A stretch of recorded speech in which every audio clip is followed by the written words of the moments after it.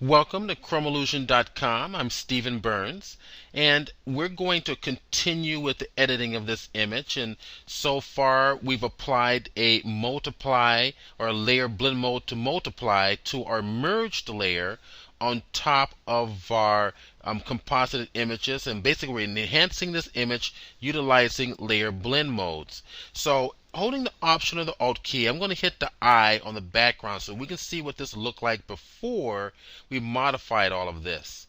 That's before. It's very, very flat, and the end of the caboose is in shade, and after, where we're brightening up the caboose, adding some contrast to the overall scene, and adding more appearance of texture as well. So once again, holding down the Option or Alt, hitting the eye, that's before and after, before and after. Okay, so what I like to do is to modify the caboose so that we add a little more saturation or a little more mid-tone in here to give it some character. So let's go ahead and get close. I'm holding the Option and spacebar down together, or Alt and spacebar together, left clicking and holding, dragging left to right allows me to zoom in this way.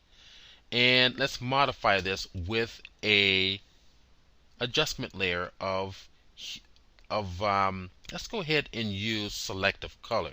Let's pull this up a little bit. Go to my go right to here, hit Selective Color. Here's my Selective Color panel, and the colors that are dominating here is red as well as yellow. So I'm going to start with red. To discover how much red actually exists in this image, we go to our black and we adjust our black back and forth, and you can see, okay, red's being affected pretty strongly.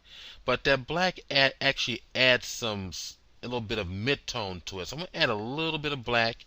Let's go to the cyan, which is the opposite of red. And if we add cyan, it basically takes away our red. It starts to neutralize the red, as we can see here on the top of our caboose. If we go to opposite, it's adding more red. So I'm going to intensify the red a little bit, bring it back on over.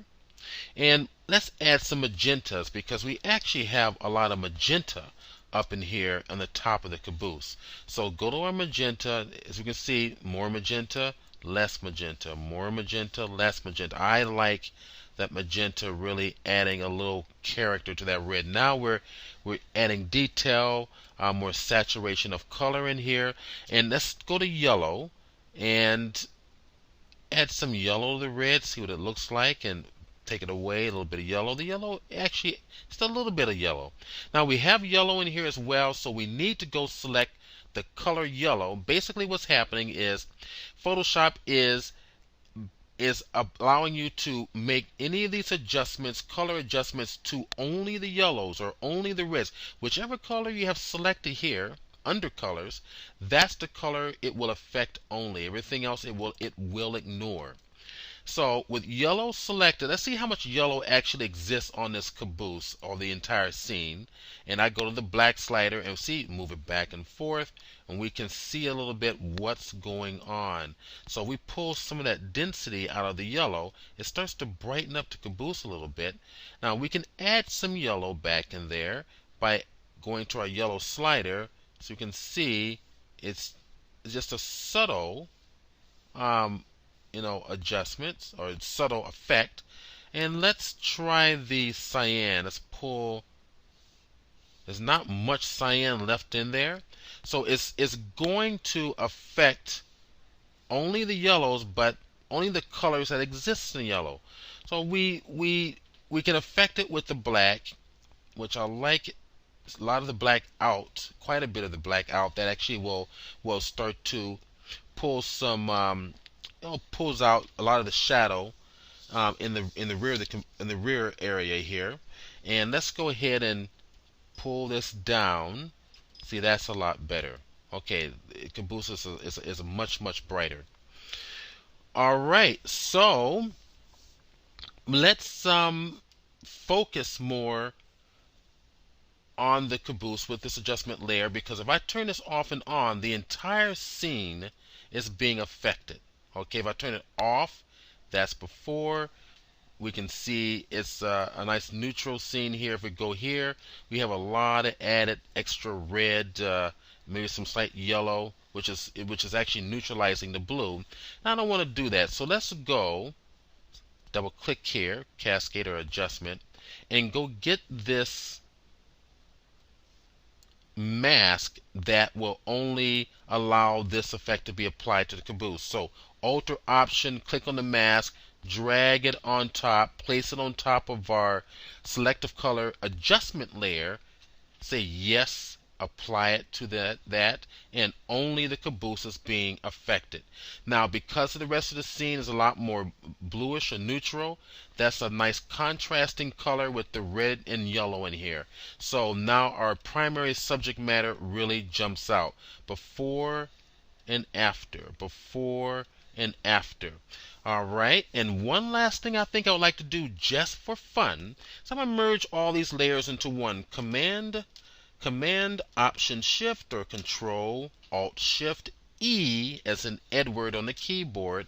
That merges everything. Now let's go to our filter menu and let's convert this to a smart filter.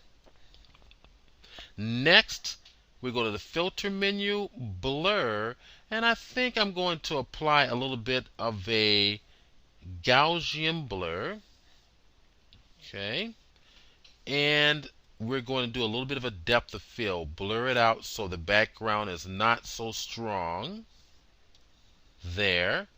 Now we have our blur effect with the mask. If I double click back on the Gaussian blur, I can go back and modify this as I so choose. I can turn the eye off, which turns off the blur effect, and look at what we have here. We have a mask. I want this effect to be applied to the background and not to the foreground. So anything that's bright, anything that's white will be affected by this blur. Anything that's dark will not. So let's apply a gradient. Select the gradient tool or hit the G key on your keyboard. We're going from foreground to background color, black to white. So the foreground I don't want to be affected, but we must make sure we have the layer mask selected. It's highlighted here.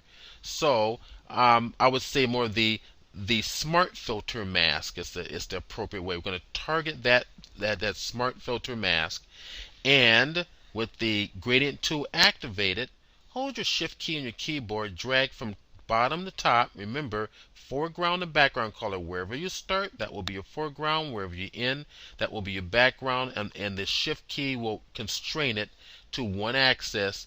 Release it there. Okay, so now the foreground color is in sharp focus.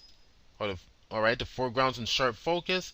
As it starts to fall off focus further back here to the rear. Okay, so that was a fun little tutorial there. So what we've done is we modified, enhanced our image utilizing the layer blend modes, actually all sections, your darken, your lighten, your overlay, and then we applied a little bit of a color enhancement using selective color to the caboose. Okay.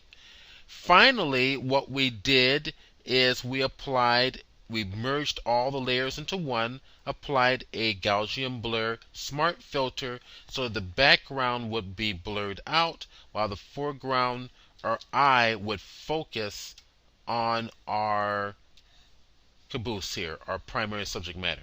Hope you enjoyed that. I'm Stephen Burns. Come back often. I'll have additional tutorials up on the site.